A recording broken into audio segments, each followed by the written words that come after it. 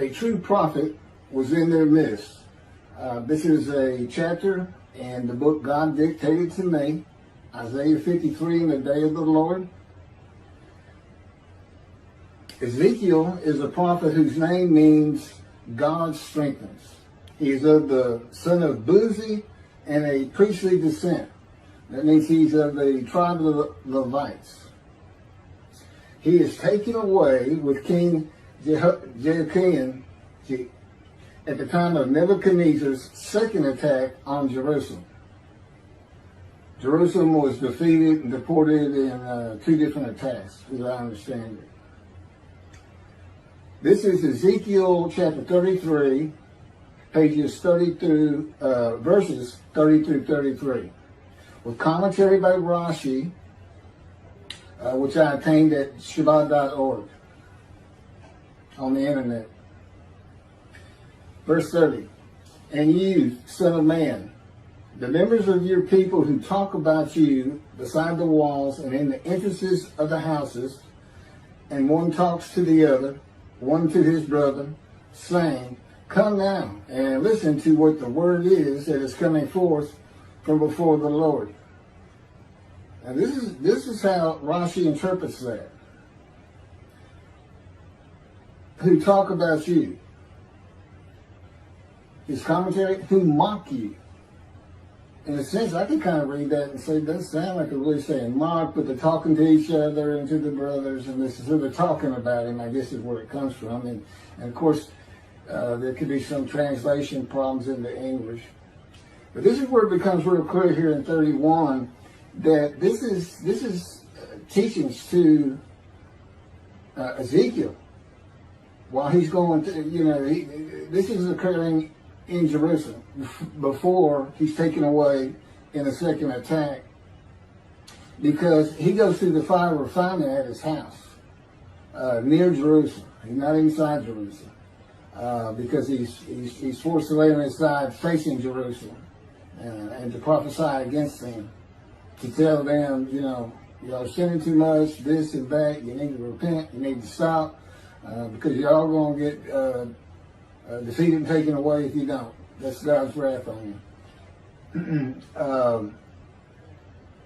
But as I said, during this fire of refinement of punishment, chastisement, bruising, crushing, wounding, maltreatment, which to me is the biggest one. It's really, it's tough to be maltreated by God, and it really hurts your feelings. But, and I've had so many accidents and surgeries and injuries. I'll take physical pain over emotional pain any day of the week. But in any event, no matter what he's doing to me, he's teaching me, or he's changing my personality, and he's coating my emotions in his power, where they're dulled, so to speak. They're not what they, I used to get angry, it'd flare up, and I'd stay angry for days. And now it's just so different. I can get angry still, but it's not, it used to be like it was just raw anger, and now it doesn't feel like that. It's totally different. It's very interesting. Verse 31, and they will come to you as a public gathering, and they will sit before you as my people. See, he's telling them, this is what's going to happen when you're there. And they will hear your words, but not fulfill them. Instead, they make them into jokes with their mouth. Their heart goes after their gain. I didn't include Rashi's commentary on this one. It wasn't that good. I mean, he just kind of repeated what I just said. Verse 32. And you are to them as a song on the flute, which has a beautiful voice and plays well. They will hear your words, but will not fulfill them. And of course, this is God speaking. Rashi's commentary. Again, he's just kind of repeating what was just said. Verse 33. And when it comes, behold, it is coming, and they will know that a prophet was in their midst. Rashi's commentary. The evil to them. And when it comes, the evil to them. Behold, it is coming. Commentary. For indeed it is ready to come. Then they will know that your words were not a jest, but that a true prophet was in their midst. That would have been Nebuchadnezzar coming, Babylon.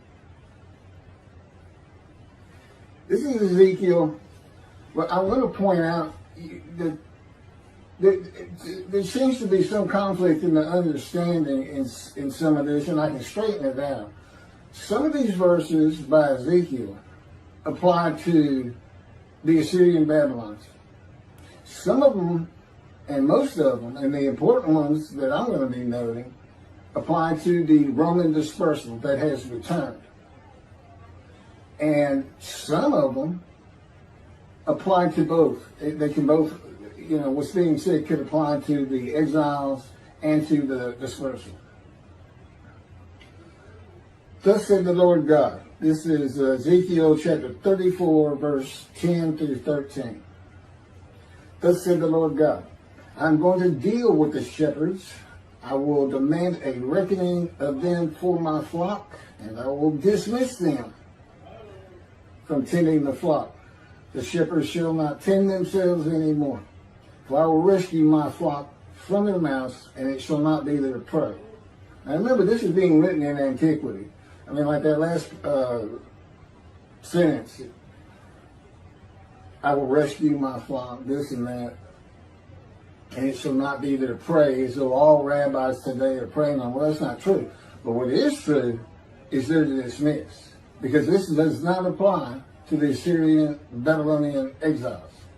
It can only apply to the Roman dispersal. For thus said the Lord God, here I am. I'm going to take thought for my flock, and I will seek them out, as a shepherd seeks out his flock. When some in his flock have gotten separated, so I will seek out my flock.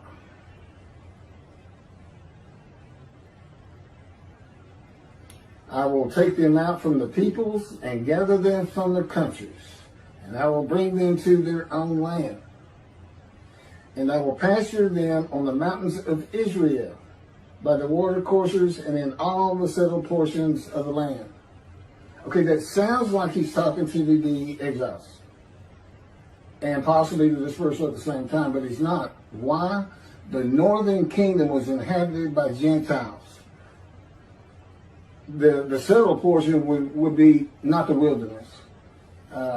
So this is a time in Israel when the entirety of the lands, what was once Judah and what was once Israel, except for what the Palestinians have taken over in the West Bank and Gaza, blooming in, and everybody's returned. And there are Israelis both in what was the kingdom of Israel and in Judah. So that's applying to the dispersal. And what else? David's there. And he didn't appear. He does not appear when the exiles return. So that doesn't apply to them. It applies to today. See, a time is coming, day of the Lord. The man by Isaiah 53 described, who is the descendant of David from chapter 11. That's God's representation. That's the person who tells the people. God says, Keith, tell them this. Just as he said, Moses, go tell the Israelites this. Go tell them this. Go tell them the book of Leviticus. Go tell them this and that. He's got to have a person. And we got one description. 4 men coming. Elijah, prophet like Moses. David. That's what God calls him. The descendant of David. He didn't call him son of David. He just calls him a servant David. And of course, the righteous servant himself. All 4 righteous servants, a description of one righteous servant who can handle the chores and the task that any of them will have to do. And I'll mention that in a minute. This is Ezekiel 34, verses 23 through 30. Then I will appoint, so he has this reckoning and dismissal. Then I will appoint a single shepherd over them to tend them, my servant David. So the entirety of these two, it applies clearly to the Roman dispersal. It cannot apply to the exiles. There is no account of a descendant of David returning with the exiles.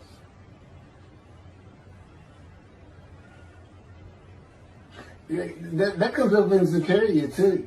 Supposedly the branch was going to come and build a second temple. Well, the branch never shows up. And it's clear that the branch is supposedly the man of Isaiah 11, descendant of David, from the way they talk about it. And he never shows up. So, and that doesn't make these people a false prophet necessarily. If God tells you to write something down, you write it down. He's got reasons for it. He's always got a reason. He's got 3 reasons and sometimes 4 every time he has a sentence written. It's not all prophecy by any stretch. He shall tend them. He shall be a shepherd to them. The Lord will be their God, and my servant David shall be a ruler among them. Not over them, among them. I, the Lord, have spoken, and I will grant them a covenant of friendship. I will banish vicious beasts from their land, and they shall live secure in the wasteland. They shall even sleep in the woodland. I will make these and the vines of my hill a blessing. I will send down the rain in its season, rain that brings blessing. The trees of the field shall yield their fruit, and the land shall yield its produce. That's today. The land blooms again. You basically get the same thing in Jeremiah 31.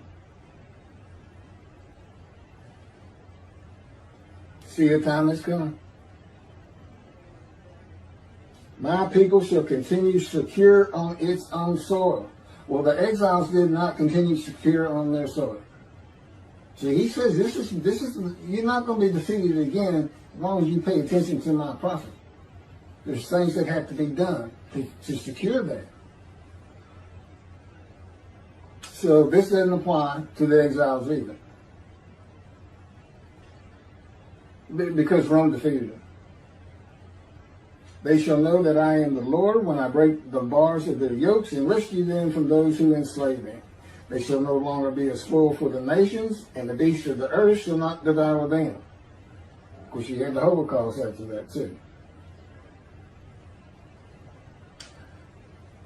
They shall establish for them a planting of renown. They shall no more be carried off by famine, and they shall not have to bear again the taunts of the nations. They shall know that I am the Lord their God, and with them, and they, the house of Israel, are my people, declares the Lord God.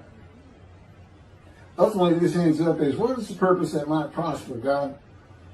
Well, I'm sending Elijah to clear the way for me. And he's telling you in this covenant of friendship that's coming up, I'm going to place my temple amongst you eternally. You'll never be uprooted again. That's in Jeremiah 31 also. The purpose is build my temple. Build the temple. It's going to make a difference in whether you're ever attacked again or not. It's just going to tell the world, especially when the Jewish people start lifting me up based on all this knowledge God has given me. Oh, I don't know, today I'm shunned and despised, held of no account, and because everything I say is so different, but everything I say fits together so well. It's the evidence of who I am. And it starts out with, rabbis, you're dismissed. So, it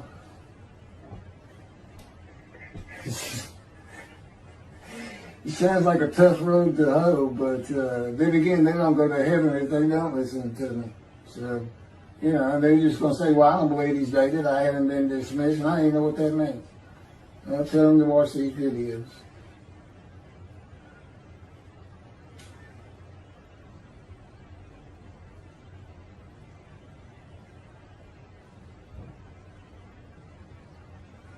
Okay, this is commentary from that chat. Oh, this is a blog writing which we put into the book. I'm not sure if this is exactly from the book. This is actual blog writing of which the book is put together with. The verses from Ezekiel 33 show the reality of his audience. They did not believe that he was a prophet. This is a good example of the prophet saying that the destruction of Jerusalem would happen because the people would not stop their sinful ways, and it happens because God's prophet is not recognized or heeded. God had already foretold through Isaiah that Jerusalem would fall and all Israel will be deported from the promised lands, and that God would banish the lines of the kings of Judah from ever ruling over Israel again by raising up a twig from the stump of the felled ancestral tree of Jesse, the felled and banished line of Jesus, who could not fulfill Isaiah 11:2 of the Moshiach, the anointed one, and who, being unblemished, could not be the sinful, sorrowful, and suffering man crushed with disease of Isaiah 53, known as the leper scholar in the Babylon Talmud. The Christians, of course, say he is Moshiach, son of David, and that he is God's righteous servant. I mean, he claimed to be the man of Isaiah 53. This day, this prophecy is fulfilled, he said. But anyway, God knew they would not listen to his prophet. We just went through that in those verses. Ezekiel's purpose did not prosper. And God knew his purpose would not prosper long before the days of Ezekiel. God said to Ezekiel, "And when it comes, behold, it is coming, and they will know that a prophet was in their midst."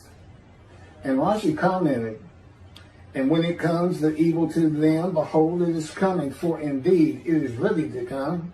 Then they will know that your words were not a jest, but that a true prophet was in their midst." And Jerusalem fell, and the rest of Judah was deported. In Ezekiel 34, God says, I just read this. This is dealing with the shepherds of the man of reckoning and dismissing them.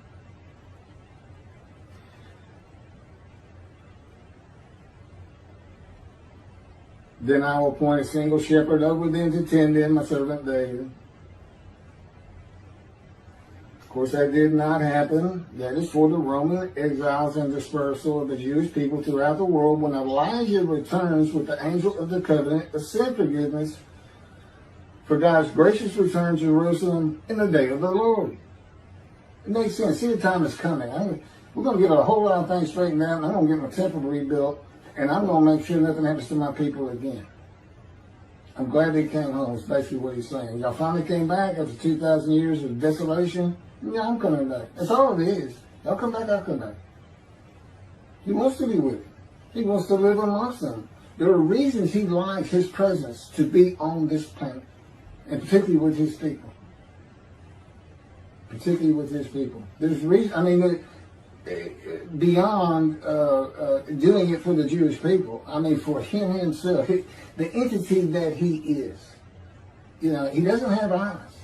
He knows and sees everything as though almost in a vision. In other words, he has absolute knowledge of all things. The wind blowing, leaves moving, grass, this, that. An absolute knowledge of me. That he can see me clearer than I can see me in a mirror. It's better than eyeballs. And of course, he said me in so many visions, I no longer can count them. And they are amazing. Great clarity. It's a lot better than a dream. But he has a reason to be down here. And I mentioned Elijah returning with the covenant. Again, Elijah is taken to heaven, then he's returned. And what is that?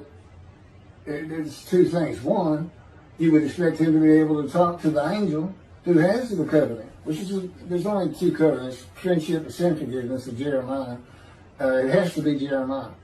So it's the angel of the new covenant is what it is.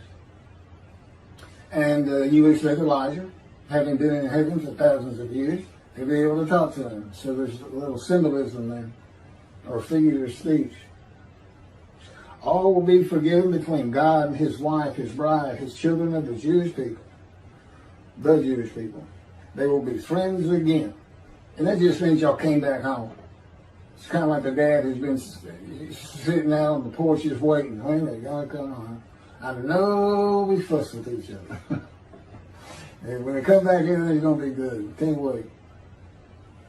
The covenant of friendship and sin forgiveness in a time to come is when Jerusalem has been rebuilt. And it says in Jeremiah, they will never be uprooted or defeated again. So again, these things can't apply to the exiles. And that's why it's so important that the righteous servant Elijah, God's righteous servant Elijah, God's righteous servant David, God's righteous servant, prophet like Moses, and the God's righteous servant described, and I fit every single verse. God orchestrated my life to make sure I did. Wounded, sorrow, suffering, familiar with disease, crushed with the disease, exposed to death, but getting a long life. I fit them all. I fit them all. And who can believe what we have heard the witnesses should be saying? Just about everything I talk about. Who can believe it? And that will be the many made righteous. Those who want to get on board and start spreading the news. God is here. And rabbis, why weren't you looking for Elijah? Why do you think David's building the temple? It never says that. It says Elijah clears the way. I think you got a little Christianity ideology mixed up in there somewhere with Elijah clearing the way for Jesus. It's not what it's about. That would be John the Baptist, who was not Elijah, by the way.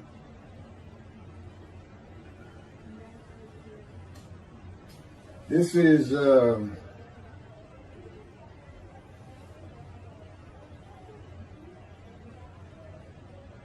this goes back to what I was just talking about from Ezekiel, as far as the covenant of friendship, where the land will bloom again. This is from Jeremiah. See, a time is coming, declares the Lord, when I will saddle the house of Israel and the house of Judah with seeds of men and seeds of cattle. And just as I was watchful over them to uproot and pull down, to overthrow and to destroy, and to bring disaster, so I will be watchful over them to build and to plant, declares the Lord. You know, you just about can't find anything in Judaism on the internet that I didn't find any decent articles or anything about this utter destruction that strikes the land if the purpose of Elijah if he doesn't get done what he's supposed to get done. We're supposed to be recounsel the families one to the other, a purpose that might prosper, and that comes from Isaiah 53. That's the connection between Elijah and Isaiah 53. It's the purpose, because that would make the many righteous also. But the big thing is clearing the way. Clearing the way. And that's what's happened. The land blooms again.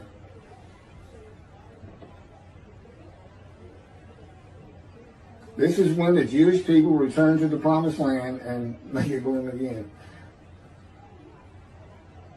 God says in Jeremiah 31:38 that the time to come is when the city shall be rebuilt for the Lord from the tower of Hananel to the corner gate, and the measuring line shall go straight out to the Gareb hill, and then turn toward Goa, and the entire valley of the corpses and ashes, and all the fields as far as the Wadi Kidron, and the corner of the horse gate on the east shall be holy to the Lord. They shall never be uprooted or overthrown. And basically, it's just about impossible to actually find all these boundaries. You can find the river Kidron, this and that. But basically, it is Jerusalem be larger than it was in antiquity, or at least as large, and they far surpass that today. So it's today, It's laid in ruins since Rome destroyed it until 1948. Mark Twain went there in the late 1800s and said just that. It's a desolation.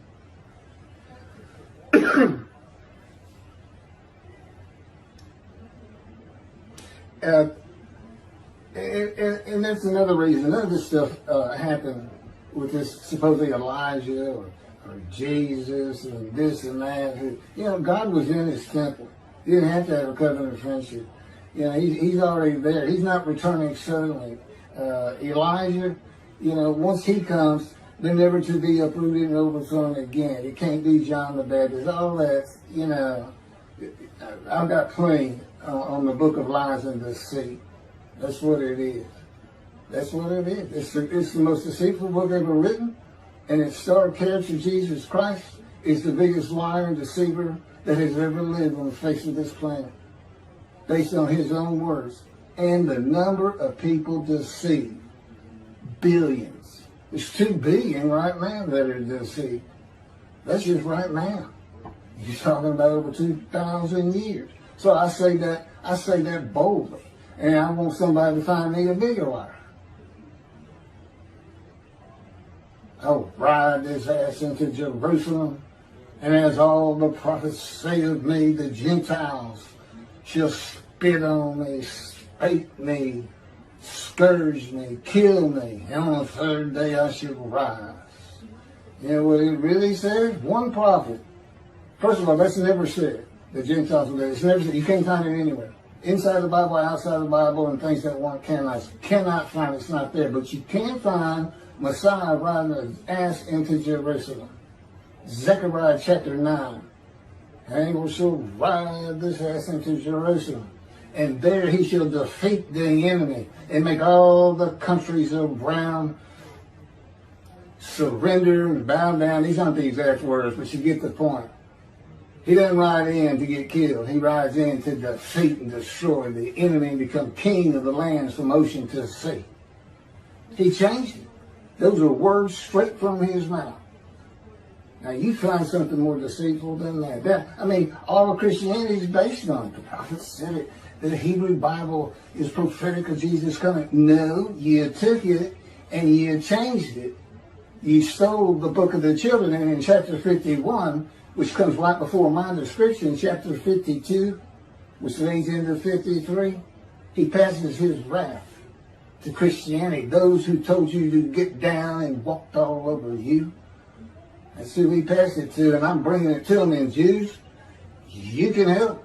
Raise me up high. You start talking, saying, you tell me this isn't him. You read these books, you watch these videos, you tell me that's not him. He can't know these things. He cannot know them. It's not possible. God has to be telling him. That's the biggest stick God's got. But we got more.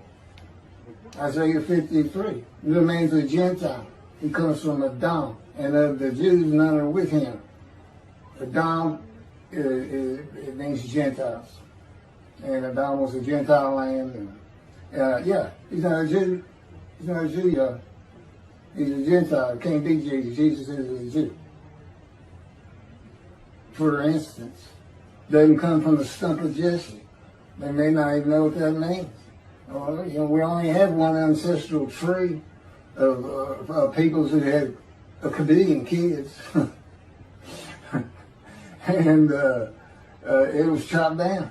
That's what the stump is. Well, and the shoot grew out of it through Solomon. It's got to be through Solomon, by the way, because he also got a covenant with God on kingship for his line.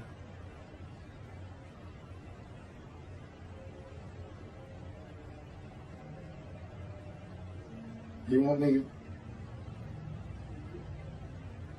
The times you come in Jeremiah chapter 31, verse 31 through 34, when God declares he will make a new covenant with the house of Israel, not like the covenant he made with them out of Egypt, which they broke, but he made them anyway. A new covenant for when they return to him in the lands of Abraham. And why a new covenant? They had been separated for 2,000 plus before they returned, though not divorced, and he has waived their return to him for 2,000 years. The covenant never ended. The new covenant is an amendment. We find that in Malachi when he says, be mindful of the laws I gave Moses that order. He changed it from strict compliance by all people to be mindful by those who heed and revere his name. That's the change. It's just an amendment. And he just keeps repeating, I'm your God,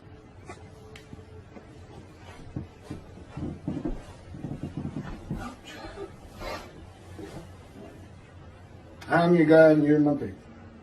So, this is what he says. See, a time is coming, declares the Lord, when I will make a new covenant with the house of Israel and the house of Judah.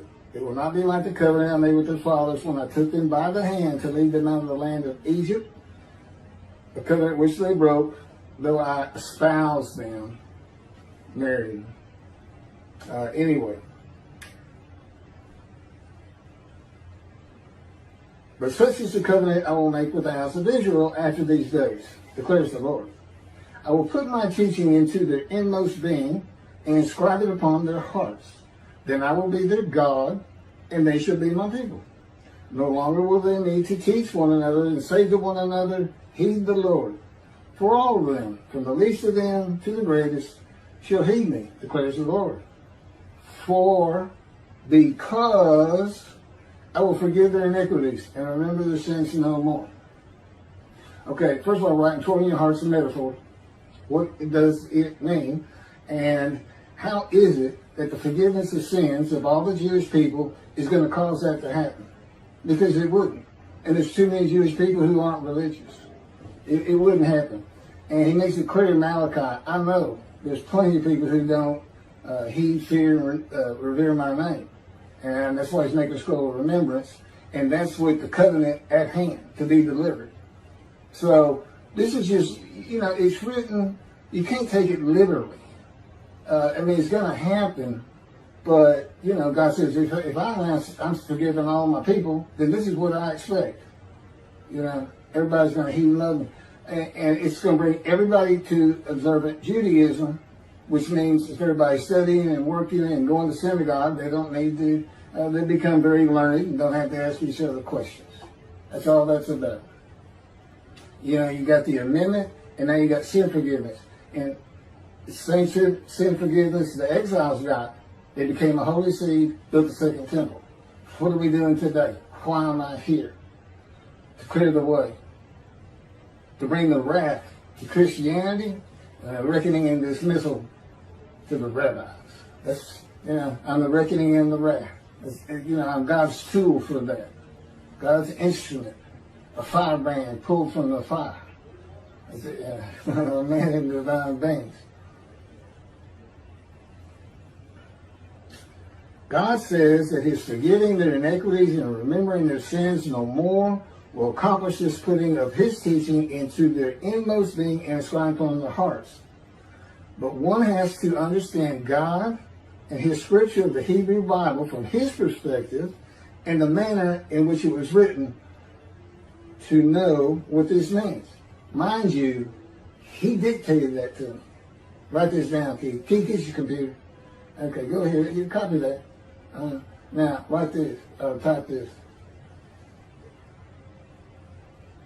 Because I had just said this, but it was in the way I talk and think. But this is how, reading the books is better than the videos by far. But with the videos of these chapters, you get to know me better and my personality. If God does not use his power to change the knowledge and hearts of the Jewish people in his teachings, and towards him the forgiveness of sins alone will not accomplish this. The Jewish people and all the different ways of interpreting the Torah by different branches of Judaism are too diverse and opinionated. Rarely is there an accord and meeting of the minds by the sages of the Talmud, the rabbis today, and the people in general. God has never changed the will of men and placed knowledge into their minds except for the prophets and his righteous servant. He's changed my will. He took it from me. He now owns it. And he has placed knowledge in my mind.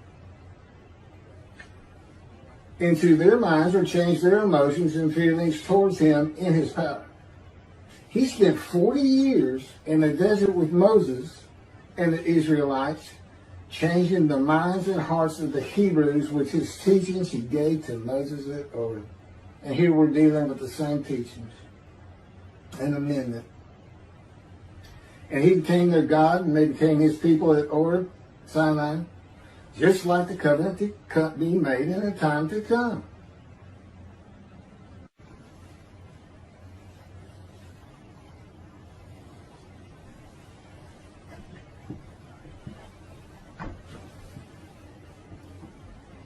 Okay, picking back up, this is from a different chapter in the book God dictated to me, Isaiah 53, in the day of the Lord, on the same topic. It's called The Sign of the Prophet. From the Rambam's Jewish Practices and Rituals. The laws are the basic principles of the Torah. Chapter 10, 1. And this is in the quotes. We tell them to predict the future because he is a prophet, which he does. And we wait to see if what he says happens or not. Even if it was wrong in only a small matter, he is a false prophet. But if all of what he said comes true, then he is believed. From chapter 10, 5, also in quotes.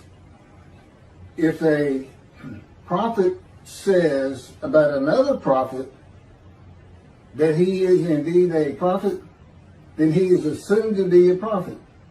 And the prophet who said it does not have to be cross-examined. The righteous servant of God of Isaiah 53, which is myself, is a prophet who serves God with devotion to his purpose. He is the fulfillment of this prophecy of Isaiah by his description. Because the man of Isaiah 53, he's anointed and attached to make the many righteous. And for God's purpose that might prosper. He is a prophet. He is not a prophet who predicts the future like a seer.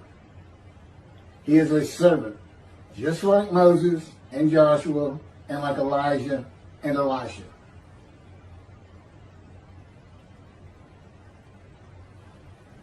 A prophet is somebody who's been anointed by God and speaks to God and is assigned tasks by God. That's a prophet. Nobody can see the future. It's just that's something believed in antiquity. So anyway, Isaiah vouches for God's righteous servant by describing him. The unnamed man who fulfills all the verses is a prophet of God, and all the people are to believe in him without cross-examination. In other words, just fitting the verses says who I am. And yet God has given me a mountain of evidence. These two books and all this knowledge I have to put together the day of the Lord and to explain why this Messianic era taught by Judaism is just nothing but foolishness and an absurdity, and it strays completely from the ways of God. I mean, do you really think God is going to come down and change the minds of a racist, all racists and bigots and anti-Semites in the world? Do you think? He's been working on me for 13 years to change me to what he wants. This is not something in his creation, that's not something that can be done. As he says, if I wanted human beings where I could do that, they wouldn't be the human beings that you know. We'd be a different type of individual, a different type of living entity with emotions. Okay? So while God can do anything, it has to be within the plans he has. For instance, in this creation, it would have to be a different creation. And he never did anything like that in the Bible. He could have made all the people love the Jews from the beginning, but that's not what he's looking for. It also, in Isaiah, towards the end, God, what are you doing? I am creating a new heaven and a new earth. Well, the name Israel shall endure. Because they go through war and they have to show their love and devotion and reverence for God through such adversity that it's incredible. He's not going to change this earth, and he wants the last Jew living on this planet before it's gone. And he has to make another one to have gone through the same strife. Everybody formed to be the person he wants in heaven. What is the new heaven? It's the Jews. They become angels. It's a new host of angels. The angels, Israel. That's what he's doing. And it's not going to change it.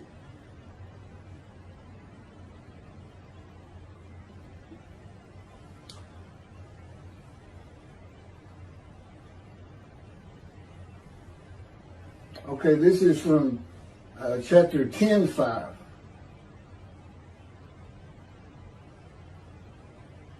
It is forbidden to doubt or debate the prophecy of a prophet who has been found to be right time and time again, or the prophecy of a prophet who has been vouched for by another prophet. And it is also forbidden to test him excessively or forever. For one who tests him is like one who tests God. For it is written, do not test the Lord your God as you tested him in Massah. When we said, is the Lord amongst us or not? Is that question being asked today? Is he really here? Once it has become known that he is a prophet, they will believe and know that God is amongst them. Why is that? Because he's with the prophet. That's why he's a prophet. Spirit lit upon him, entered him, and God is in the spirit. A man of divine beings, a host of the Lord's host. And they will nor debate or doubt his words in accordance with what is written. Yet they shall know that there has been a prophet amongst them. God's purpose with his righteous servant does not include the prophecy of future events. Matter of fact, they won't tell me anything of the future. If I can't know something of my own, I don't get to know. I don't know when I will get to Israel.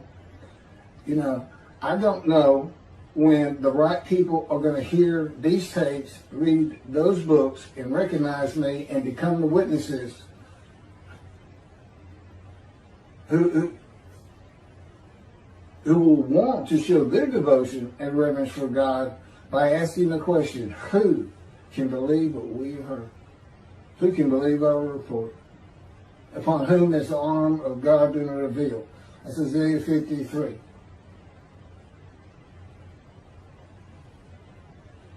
He is a teacher of righteousness in the day of the Lord, as Elijah, who recounsels families of the Jewish people wanting to be elders to go to Judaism, being mindful of the laws God gave Moses at Horeb, the amendment. He writes the words of God at God's command and direction as the prophet like Moses. And as the anointed one, God calls my servant David. He brings the covenant of friendship and will be involved with securing the Temple Mount for the third temple or other lands in Jerusalem.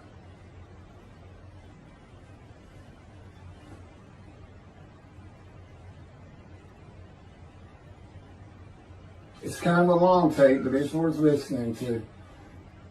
I don't ever expect anybody to listen to these tapes that are an hour and longer. But listen to all of them if you're not going to read the books. Now, the books always have more, and as I said, you get a lot of how I think and speak, even though I am reading from these chapters from the books. But there's more in there. There's more information. It's easier to study it maybe than just listen to me talk. But I thank you for your assistance and time, and I'm looking for those witnesses. And if I'm going to get God to Israel, if I'm going to get him there for you, Israeli Jews, because you can't come without me. I had to get these books published, which will take about a year, and then I got to wait to have enough royalties where I feel secure enough that I can go and start a living. Living being God's righteous servant. You know, speeches, dinners, seminars, synagogue preaching. Everything will be centered around what God wants me to be doing. And as I said, he had me terminate my law licenses in the second year. I haven't had anything for, well, basically 13 years. And which does not bother me at all. You know, I've got to stay and live with my parents and help take care of them. And they're, you know, my dad's 93, my mother 85 or 86. So there's been, as tough as this fire refinement is, and I can't stress that enough. There's been so many great things that have already happened. And to listen to the Holy Spirit, he says, you have no idea how lucky you are. Well, we'll see. Anyway, thank you for your time.